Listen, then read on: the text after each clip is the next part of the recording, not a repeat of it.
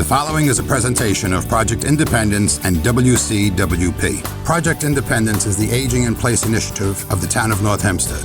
Welcome to Project Independence and You. Good morning and welcome to Community Talk Radio. This is Project Independence and You on LIU Public Radio. I'm your host, Rebecca Miller, along with co-host Otto Lohse and show producer Kristina Lowe. Welcome, Otto. Welcome back. And Kristina will be talking to you a lot more on Talk of the Town in our next hour. But right now, this morning, we have our guest who will be talking to us today about technology and hearing, Dr. Lawrence Cardano from the Hearing Center of Long Island, and also an author and a frequent guest on the show. So we're always happy to have you on the show and talk to you today about technology and hearing. There's so many advancements. So welcome back. Yeah. Well, thank you. I wanted to say how appreciative I am of you having me back. And I want to remember to tell you how much I appreciate the work that Project Independence does. And I want to encourage you to keep up the good work. So thank you very much. So, we're so grateful to have you.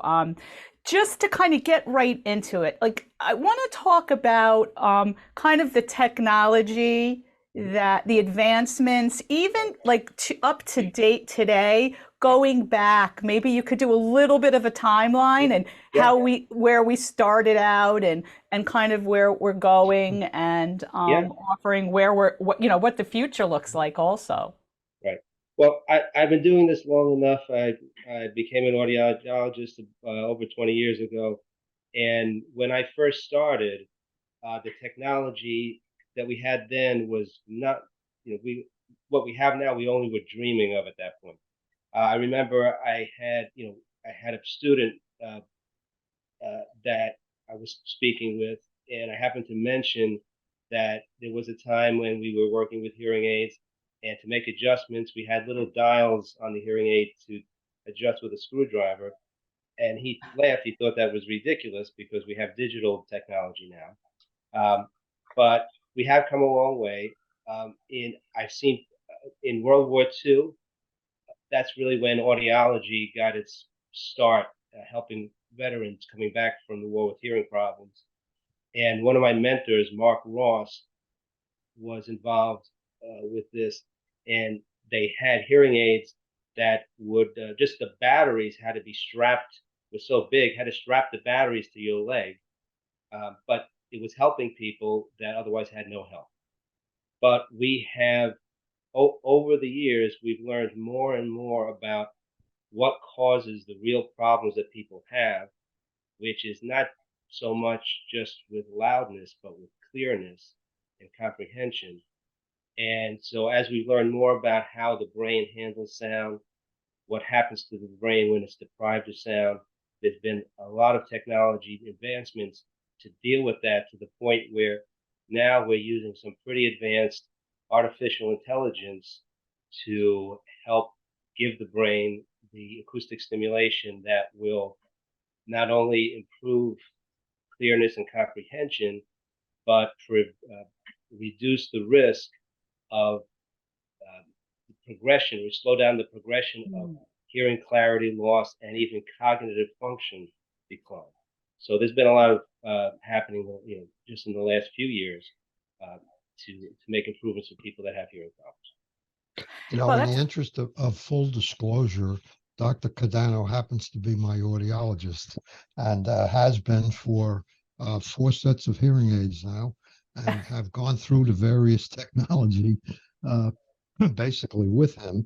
And it's been quite an experience. When you first start out thinking about a hearing problem, all you think about is you plug something in your ear and it makes it louder, and now everything is hunky-dory. It doesn't work like that. And I think one thing, a message to start the show off with, is it's very important to get educated about what the hearing story really is, and the listening part of it, the whole package. It's not just a matter of plugging something in your ear and making it go right there and everything's hunky-dory. It just does not work like that. Yeah. And I think one of the reasons that we've been able to help patients more than we could in the past is because we understand now what happens in the brain when you lose hearing. We used to think that, one of my professors asked us when I was just studying as an undergraduate, what is the most important part of the body for hearing? And we were young students, we didn't know any better. We said the ears. But really, it's the brain because the ears are just collecting the sound.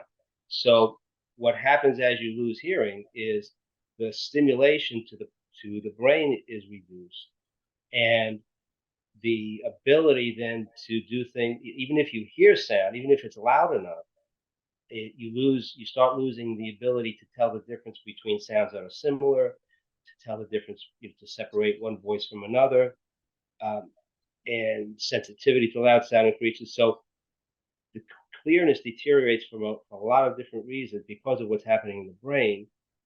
And so it's not just what people might have thought about in the past, just making things loud enough.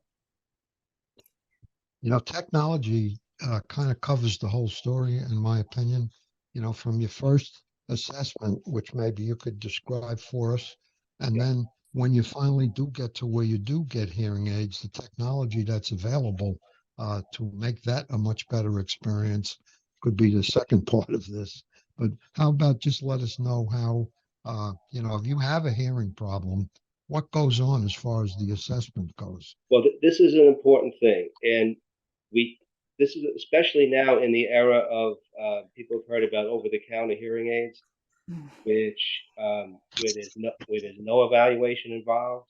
So for any kind of medical condition where you're going to make a recommendation with no diagnosis and no evaluation, obviously that's not the best approach. But when we talk about technology and hearing, the evaluation and diagnosis that can provide a prognosis and recommendation is really important, and that has advanced a lot lately.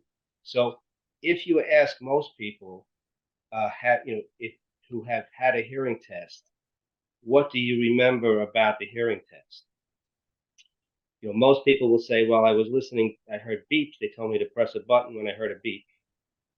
And I've been doing this a long time, and if I ask you, how many patients do you think have told me, Dr. Larry, I have a hearing problem, and the thing that really bothers me about my hearing problem is that I have trouble hearing beeps in a soundproof booth. Right? Nobody says that, right? What they say is I have trouble in conversation. I'm asking people to repeat themselves. So just from the simplest thing, which you would think sounds, just common sense, but is actually not common practice, is we do speech and noise testing. Unfortunately, it's a minority of audiology practices that actually do that on a routine basis, but we cannot predict how much trouble you're going to have.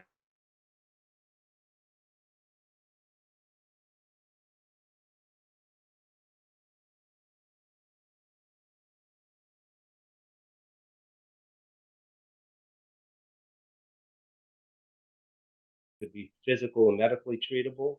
So we use a camera to look in the ear to check, make sure there's no wax blockages, nothing wrong with the eardrum. And there's many different parts of the test that will check on level of hearing loss. And at one time, well, still the common description of hearing loss is in categories of mild, moderate, severe, and profound. But really, it's more helpful to think of hearing loss in stages like any other progressive condition. So from stage 1, 2, 3, 4, so forth. And then we do testing to identify how your brain is able to deal with speech, how your hearing loss is affecting your brain's ability to function and understand words and quiet and background noise. So those are just some of the things that are important. One thing I should just mention that we know a lot more about now than we did just recently is that a mild hearing loss, what we used to consider a mild hearing loss, can have major implications. So, and we can go into this a little more, but you can have, the estimates are between 50 and 80% of the nerve connections between the inner ear and the brain not working properly and still have normal loudness, normal results on that beep test. But you're going to have other problems, clarity problems, trouble in background noise, tinnitus, and so forth. So just kind of summary, it's important to get all the detailed information like this so that we know what's causing the hearing problem, how it's affecting your mental function, and then what the prognosis is and what the recommendation is, what results we could expect with treatment, and what kind of treatment it should be. You know, I think one of the big problems is that most people either don't recognize or don't want to admit that they have a hearing problem. People tell them they have a hearing problem, usually is the way most people find out, because you really don't know what you don't hear. And Yeah. it doesn't happen like one morning you wake up and you can't hear.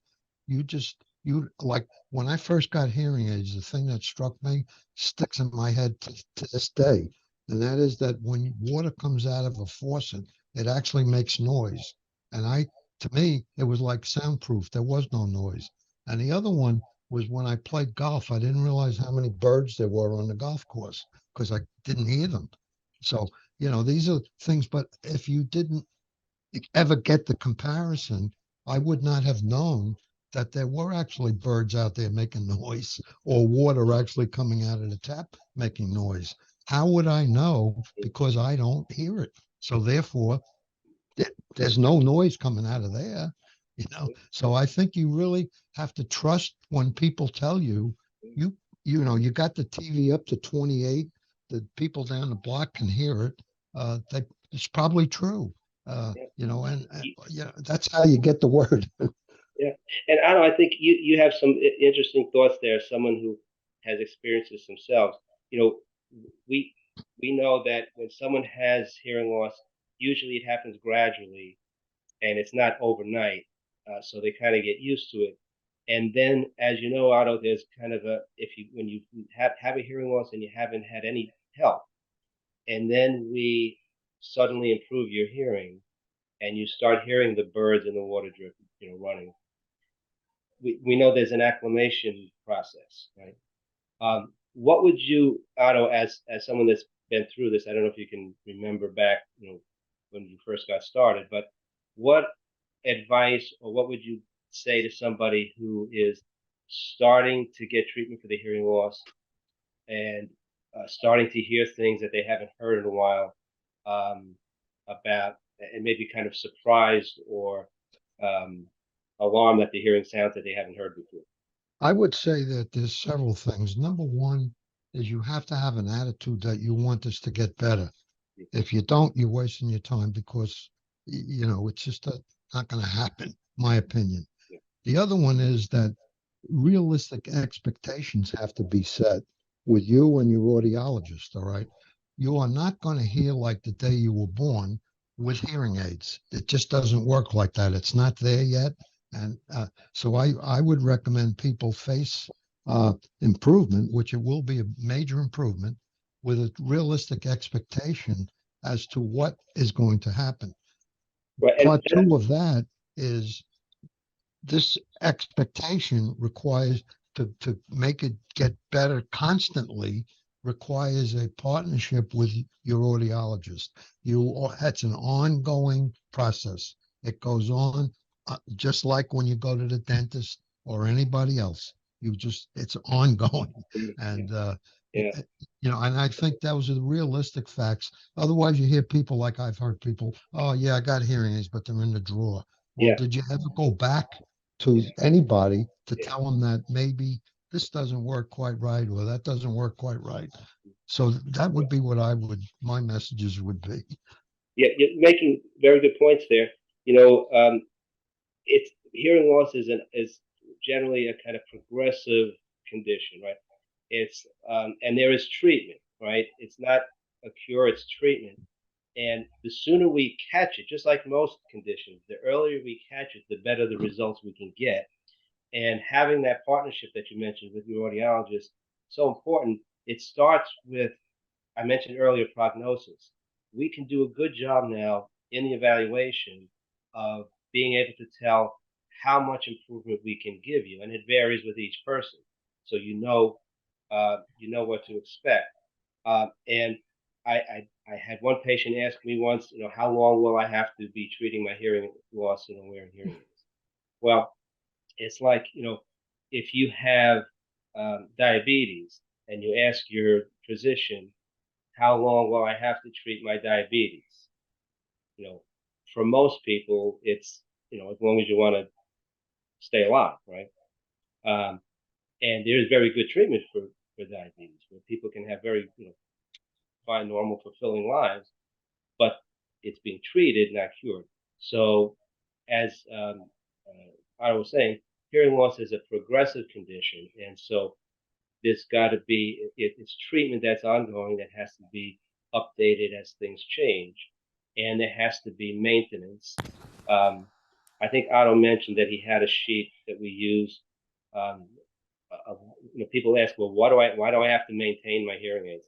He's just showing it as some of the things we do on our maintenance visits.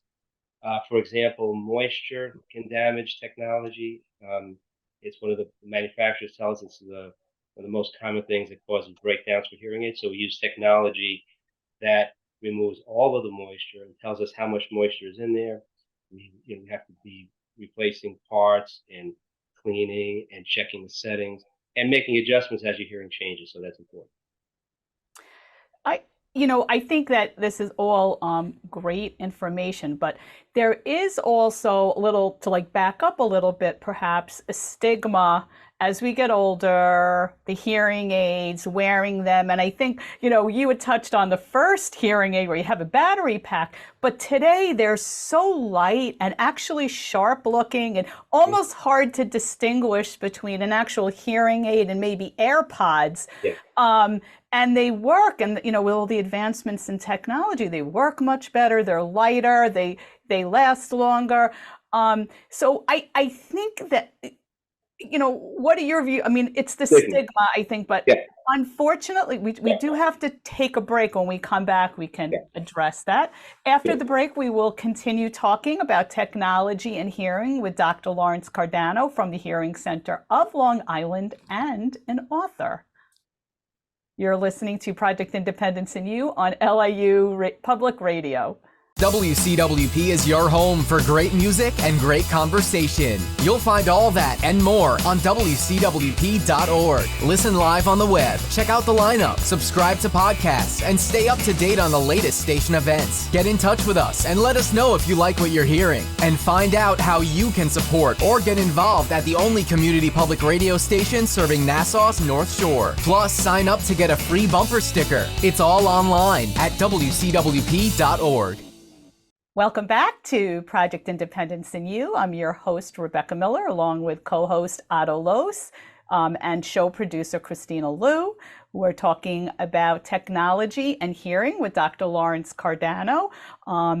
You can actually watch Project Independence in You and Talk of the Town on North Hempstead TV, channel 18 or 65 on Optimum, or channel 46 on Verizon Fios. Also on North Shore TV. Shows usually air at 2 p.m. You can also visit www.mynhtv.com for up-to-date schedules. You can watch online at WCWP Studios YouTube channel or on the Project Independence NU website. So before the break, we were talking a little bit about the stigma, and Otto, over the break, had something funny to say, and I think it's kind of fun to start. We were talking about the stigma of wearing hearing aids, and the fact of the matter is, Otto, what you were saying is women actually have hair to cover, and for men, there's no hiding it. But I don't even know if it's about appearance, how it looks, as much as how it's yet another kind of sign of getting older. So, how do you get patients in, people who are, in that phase where they, it's more of the appearance of it or the stigma of it? Yeah, that's a real good question. I remember I had a patient who was 97 years old, and had hearing loss. And we were talking to her about treating her hearing loss, getting hearing aids, and she said, "Well, I'm not sure if I really want to get hearing aids." We asked her why. She said, "Because people might think I'm getting old." Yeah. Right now, she was 97, right? So I don't know what she was waiting Okay.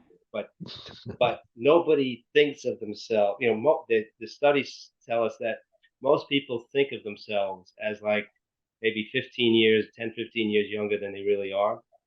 And we don't see ourselves that way. But uh, it's interesting to think, you know, when you psychologists tell us that any of these changes with aging, whether it's vision decreasing or other things, you know, other medical issues, whatever, that there are three ways of that people tend to approach it. One is denial, and if you don't want to feel like you're getting older, you may tend to deny it. The other thing is normalization. You could, if you admit that you're getting older, you could just say, "Well, this is normal for getting older, so I'm not going to do anything," or being proactive. So, two things that I find about this. One is that for people that are concerned about looking older, one of my patients had his came in with his wife, and he said he was concerned about looking older because he was getting hearing aids. And she told him, you know, whenever we go out with our friends, you're asking everybody to repeat themselves. You're answering questions that they didn't ask because you're making guesses and you're looking foolish. If you're concerned about the way you look, how does it look when you're not able to communicate well and you're, you know, answering the wrong question and, you know, all this kind of. So for people that want to feel young and active and sharp, treating a hearing loss is one of the best things you can do. You know, there, if you ask most seniors what they fear the most about getting old, um, I know they fear missing the early bird special if they in Florida, but the research tells us that one of the things they're most concerned about is losing their independence and, you know, cognitive decline, dementia. Right. So there's been a number of research articles, most recently a couple of articles in the Lancet Medical Journal saying that of all the things that you can do to reduce your risk of dementia, which is what people fear about getting older, the thing that has the biggest impact is treating your hearing loss. So normally, I think for people that are concerned about looking older, I think once my experience has been, once they realize that having a hearing loss makes you look older, and treating your hearing loss will can help to reduce the prevent decline or reduce the typical effects of getting older. Then that usually kind of gets them over that hurdle. You know, one of the things with words, all right, older versus old. Older has two letters connected to it, ER, and old is old. We're all getting older. Since this show started, we're older. Whether we like it or not, we're older. We're not old, we're older. So I think the mentality of saying you're older versus old is really important. And you know, the idea of a hearing loss, yeah, so you're getting older. Doesn't mean you're old. You're just getting older, like that 97-year-old is getting older. In her eyes, she's not old, she's older. And I don't think there's anything wrong with trying to trick yourself that you know is a good thing. Uh, you know, so why not try to get better hearing? You want to see better. Why don't you want to hear better? Well, actually, and this is a good point because I think when people use the word old, what they're really thinking about is not just the number of years. They're thinking about the deterioration that's associated with getting older. They're thinking about not being as mentally sharp or physically able.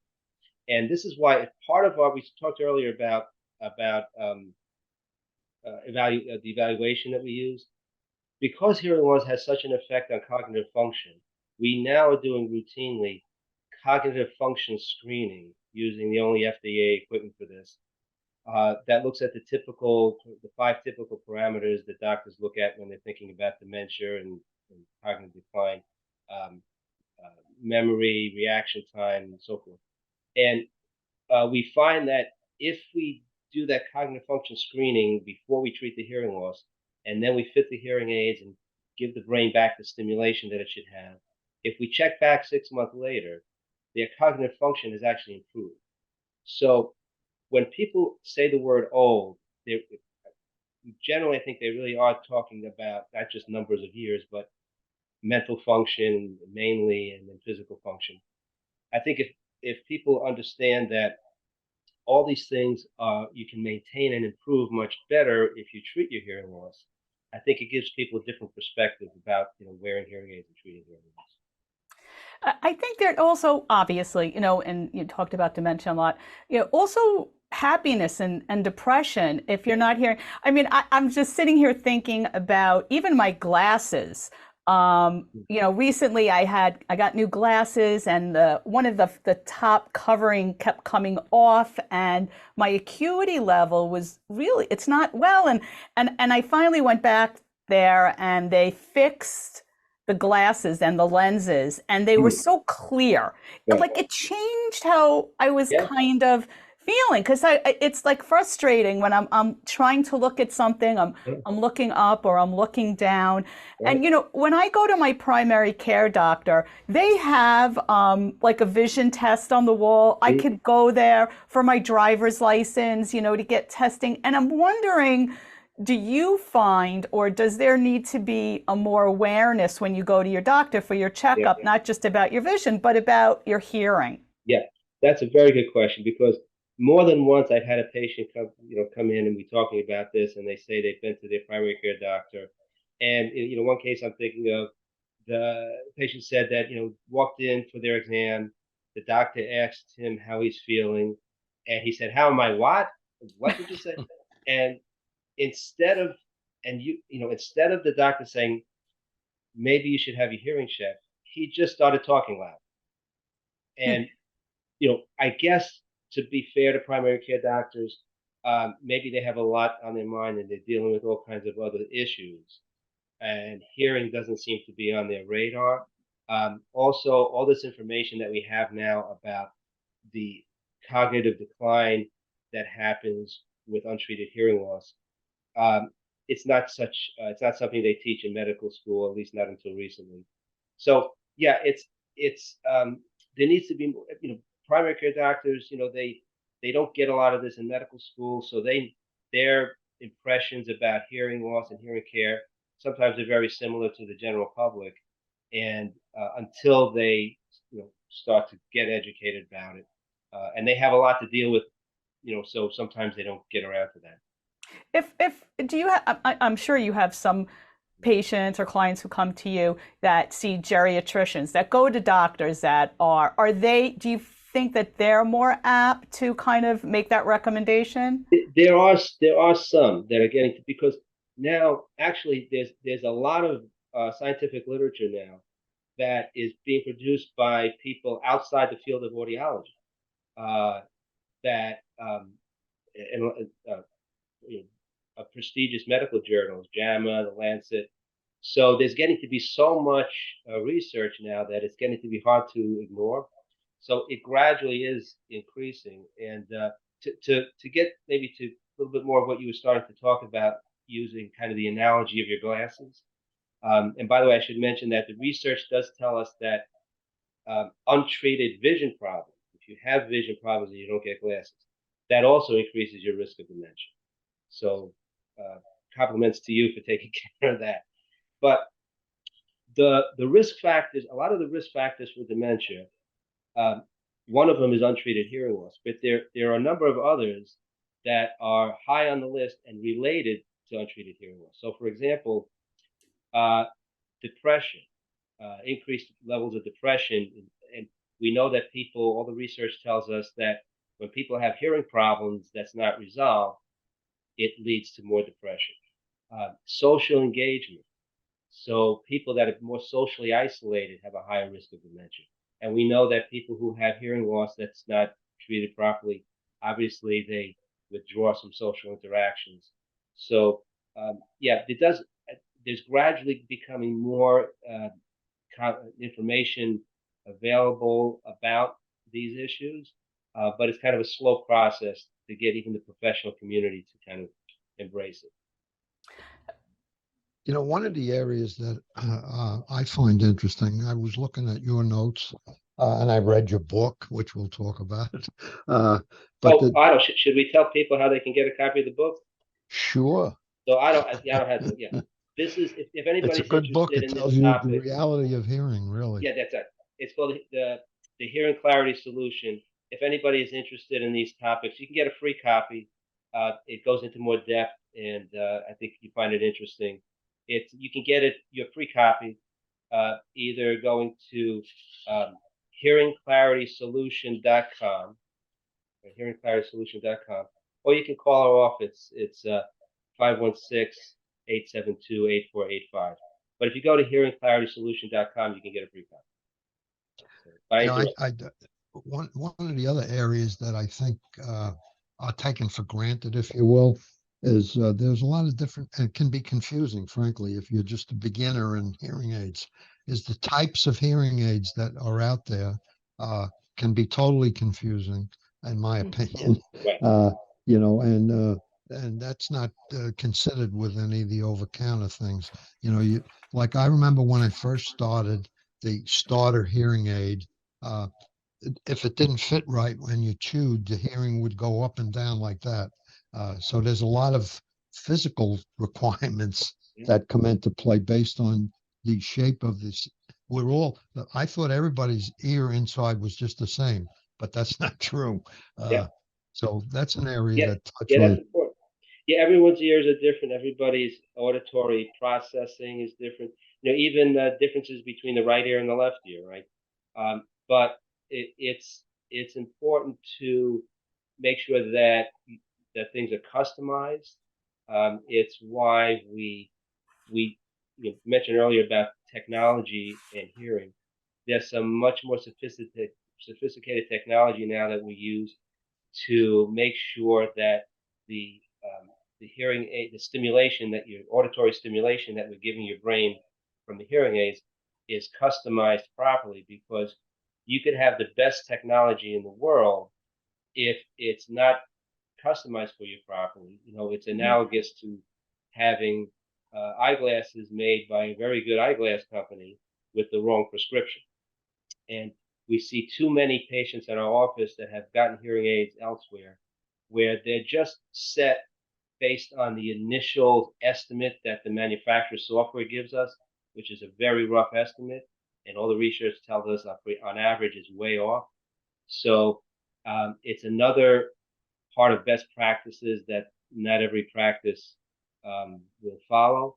But the only way for us to know if you have the right prescription is to do that kind of testing on each patient while the hearing aid's in the ear. So that's a good point. I think another area that is important is everybody has a little bit of a different lifestyle. Some people are more in the home, they're not out that much or whatever, different needs. Then there's people like me who are a little more actively involved. And then there are people probably way more involved than I am. So what I'd like to do for 2 seconds, because you're the one who convinced me to do these things, is I wear a clip right now, which is now I want to preface this with, you don't have to get involved with this technology if you choose not to, but it could be very beneficial to some people. So I have a clip on, and this clip is now hooked into Zoom on the TV. So the sound with this little thing that I plugged into the side of the TV, of the laptop computer, my sound for this show is now coming directly into my hearing aids, which is far, far better than when it didn't come into my hearing aids. I also use that clip to make wireless phone calls, and the phone call is coming right into my ear at a clarity that I would never have otherwise. And another one to sell this whole thing, and I actually am selling it because I believe in it, is the TV. I'm the one he tried to encourage me for a couple of years to use this box. All right. I said, I don't need that box. I can hear great. So, okay. I decide one day to try the box. It's a little Bluetooth box that you plug into the back of the television. On my phone, there's an app now that says, okay, there's a little picture of a TV. I hit the TV, and now the TV's like stereo coming into my ears, and it's so much more enjoyable as far as watching television goes. Um, there's just, and now I have a question for you. Over the weekend, I was on JetBlue. We went to Denver to visit a great granddaughter. And while there, JetBlue had a lot of video stuff that I could have used, but I couldn't plug anything into my ear. Yeah. So what I want to know is, there are headsets that are Yeah. geared to people with hearing aids. There is, I believe on those JetBlue flights, If we could return to that, we have to take a quick break. So after the break, we'll continue talking to Dr. Lawrence Cardano about technology and hearing. You're listening to Project Independence in You on LIU Public Radio. Take WCWP with you wherever you go with the WCWP app. Listen live 24/7 to all of our streams, all from one app. Plus, call the studios directly from the app and visit our social media. Download the app through the iOS App Store on Apple devices or the Google Play Store on Android by searching WCWP Radio, or visit WCWP.org for links. The WCWP app, available now on iOS and Android devices. Welcome back to Project Independence in You. I'm your host, Rebecca Miller, along with co-host Otto Lohse and show producer Kristina Liu. We're talking about technology and hearing with Dr. Lawrence Cardano from the Hearing Center of Long Island and an author. You had mentioned that just a little while ago, how people can get your book. If you do want to repeat your contact information, maybe if you have an email address or a website as well. Yeah. So if anybody has any questions, I'd be happy to hear from you, or if you just have comments about the show or any concerns. So my email address, feel free to email me. It's drcardano@hearingcenterofli.com. That's DRCARDANO @hearingcenterofli.com. And I'd be happy to answer any questions. You're welcome to get a free copy of my latest book, The Hearing Clarity Solution. And I mentioned earlier, you can just go to www.hearingclaritysolution.com, hearingclaritysolution.com, or call our office. It's 516-872-8485, and be happy to be of help any way we can. And we're also happy to give out information. So if anybody missed the contact information for Dr. Cardano, you can always call 311 or 516-869-6311 and ask to speak with Kristina or myself, and we'll be happy to connect you with Dr. Cardano. So before the break, I know Otto had a question you were about to respond. Yeah, so Otto was talking about different types of accessory technology. And we know that depending on the type of hearing loss you have and the condition of the ear-to-brain connections and so forth, you may need more than even what the best hearing aids can provide. So there's options that you should know about. Otto was talking about technology to make it easier to hear television much clearer, or even Zoom calls like this, or phone calls, and we can make a dramatic improvement because if we can have the sound coming directly to your hearing aid instead of through your ears, through your hearing aid, instead of traveling through the air to your hearing aids, and we have have that with your prescription on both sides, it makes a big difference. There are some situations that are very easy to take care of with accessory technology, like television, telephone, computer Zoom calls, and so forth. There are some other situations that require a little bit more thought and ingenuity. So I think Otto was talking about being on a flight on JetBlue, and depends on the situation and the type of technology we have. Sometimes there's a jack that you can plug in, and you might be able to plug the jack for the sound into your phone, and then stream it to your hearing aids the way you do with a phone call. There are sometimes you can just use headphones, but it depends on the situation.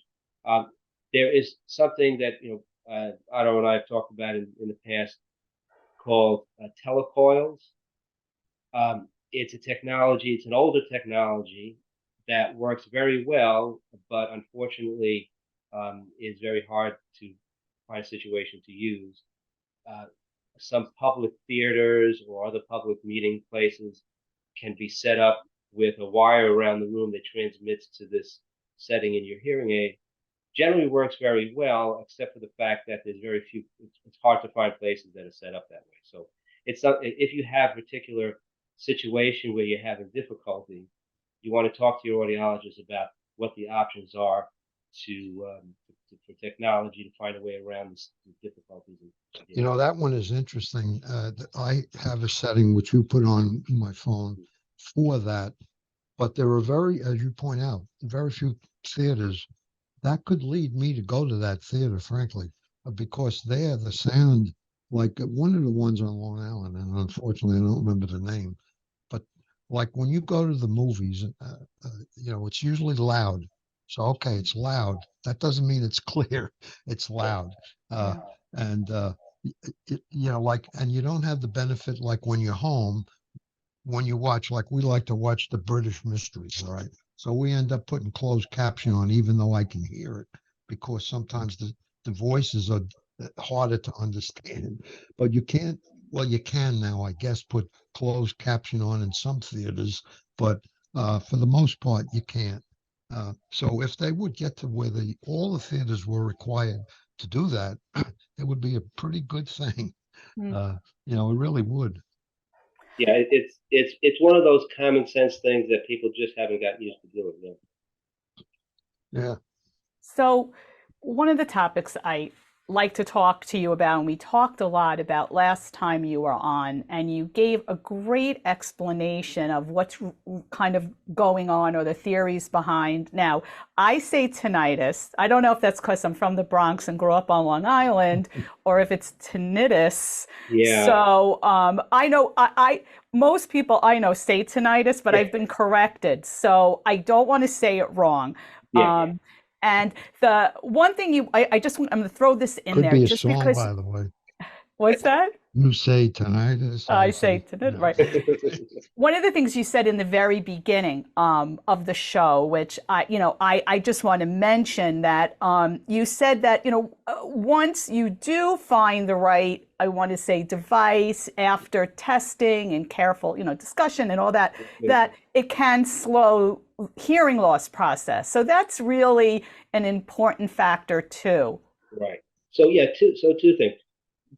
Tinnitus, a lot of people know what tinnitus is now. It's defined as a phantom sound, that you hear in the ears or the brain that other people are not hearing, and it's often the first sign of hearing loss.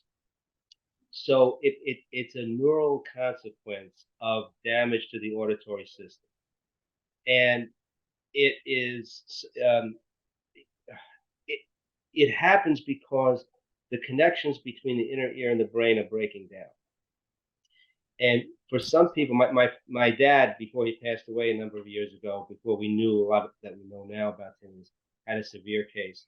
And for some people, some people have a mild case of it. Some people it's debilitating. For my dad, it kept him from sleeping and created. Some people, if they have it really severe, actually start having suicidal thoughts. But it's one of those cases where a lot of patients will go to. I've had so many patients tell me they went to a number of different doctors and were complaining about tinnitus, and were told there's nothing that could be done about it, which is not true. It's another one of those cases where like diabetes, there's no cure, but there is effective treatment. The treatments that we're using now, there's about an 80% effectiveness rate to significantly reduce or eliminate the perception of the tinnitus. But I mentioned earlier that you can have normal results for loudness when you get those beeps, when you hear those beeps in the typical hearing test, and you're finding out how loud sounds have to be. You could have normal loudness levels and still have between 50 and 80% of the connections between the inner ear and the brain not functioning. And this is one of the results. besides clarity problems, difficulty with dealing with background noise. So tinnitus is one of the consequences. And if we, the American Academy of Audiology head and neck surgery put out guidelines a few years ago about therapies and treatments, listing a whole bunch of them, everything they could think of, I guess, and analyzing data and which ones were effective or which ones weren't. I could give you a whole list of different things that people try for tinnitus that have no basis in data or fact. The two things that have been found to have valid data behind it is the proper use of hearing aid technology is the biggest thing, because it restores the missing stimulation. Mm-hmm. Hearing tinnitus, it's like, has anybody heard of phantom limb syndrome? Mm-hmm. Well, phantom limb syndrome, right, is a person could have an arm amputated and they have pain in the arm that's missing because the brain is expecting to get that stimulation, and now it's not. It kind of makes it up. So when the brain is expecting to get the auditory stimulation and it's not getting it, it kind of makes it up. But so that's called this. There's two categories of tinnitus treatment: direct, which is using the technology of hearing aid customized for tinnitus, and indirect. So there's something called cognitive behavioral therapy. It's kind of a way of coaching someone how to relax and how to reframe their thoughts about the tinnitus. Because it doesn't actually. A lot of people have anxiety and depression and all kinds of other emotional effects of tinnitus, and that helps them deal with that. So people that have been if people don't get anything out of what I'm saying, it's about tinnitus today, but one thing, just know that if you hear this phrase, there's nothing that can be done about it, just know that that's not true. Well, that's comforting. I mean, I will fully disclose that I've had it. I know that my mother had it, but after she was treated by you as well, she doesn't have it anymore, I guess, because of her hearing aids. And I'll probably be coming to see you about it, because it does make us feel better. So just what about we had talked a little bit about before about slowing of hearing loss? Yes, okay. So that's good. So there's the effects of we're talking about slowing the progression of the effects of hearing loss, right?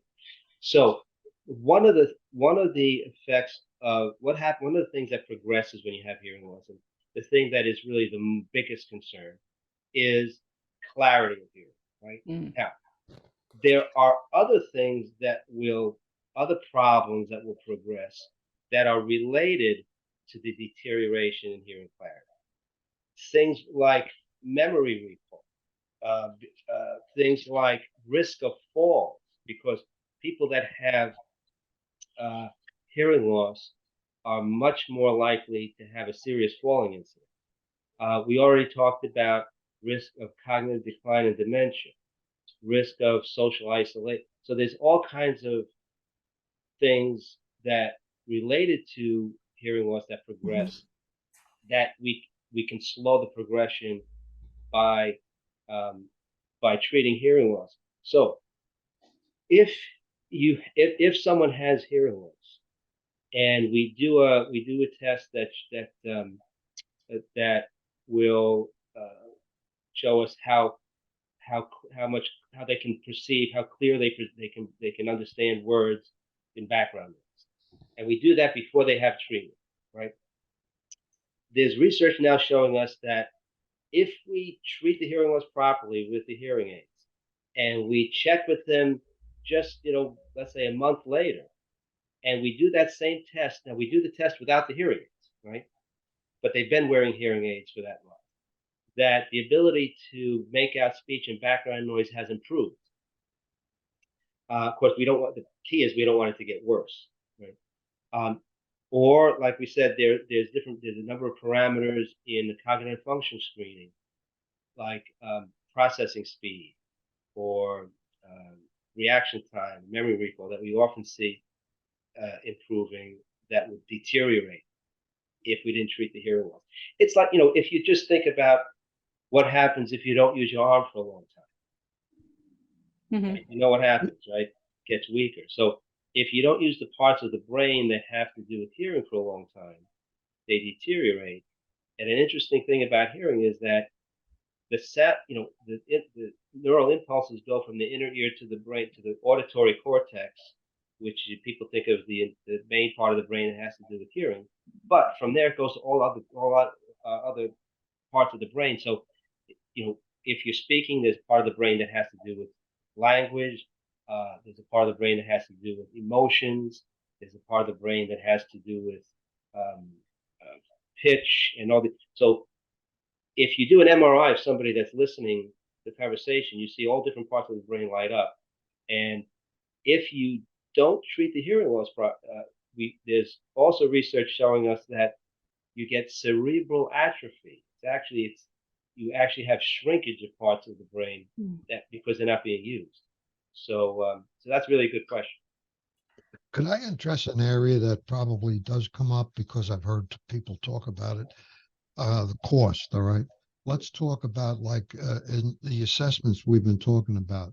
Are they covered by insurance? Does Medicare handle that? That kind of thing. That's right. Part one. Yeah. Part two is the cost of the aids themselves, and the whole process of. So that's a good thing, good question, because a lot of people, I would say, it's like most things. I think the less someone knows about something, if everybody knows about cost, they may not know about other aspects of this, but they know about cost. So there's a couple aspects. There are some insurance plans that cover hearing care. Unfortunately, our experience has been that a lot of insurance companies, it seems that their motivation is to collect premiums as much as they can and to pay as little as possible. So it's the impression that we get. So I don't think you can assume that insurance companies' main interest is in making sure that you get the best care. So, but it is worth it to see if you have any coverage. There are some plans that have some coverage. Medicare does not have coverage for hearing care except for evaluations.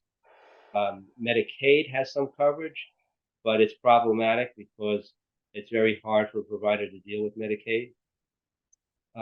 We have a program, I think Otto knows about it. It's called Lions Lend an Ear. I'm involved with it's a program of the Nassau Suffolk County Lions Club International, where there's some qualifying, financial qualifications, but if someone really does not have the resources to afford the care they need, I would encourage you to send me an email or give me a call. Through that program, we provide the devices and the care for people at no cost. Dr. Cardano at hearingcenterofli.com. People also, so I would say there's different resources. People also have to keep in mind that getting devices, I'm sure that if you wanted to get a pacemaker, you probably could buy a pacemaker on eBay and have them send it to you by FedEx. And so now you have a pacemaker, and what are you going to do with it, right? So it's kind of an analogy with hearing aids, because you could get the best hearing aids in the world, have them FedEx to you. We've been talking to Dr. Cardano. I want to thank you so much on the topic of technology and hearing, and for sharing about your book and all your contact information. We'll definitely give out information if people want to call 311. I'm sure Kristina will have you back on the show, and we'll continue with all this great up-to-date information. Coming up next is Talk of the Town. You're listening to Project Independence in You on LIU Public Radio.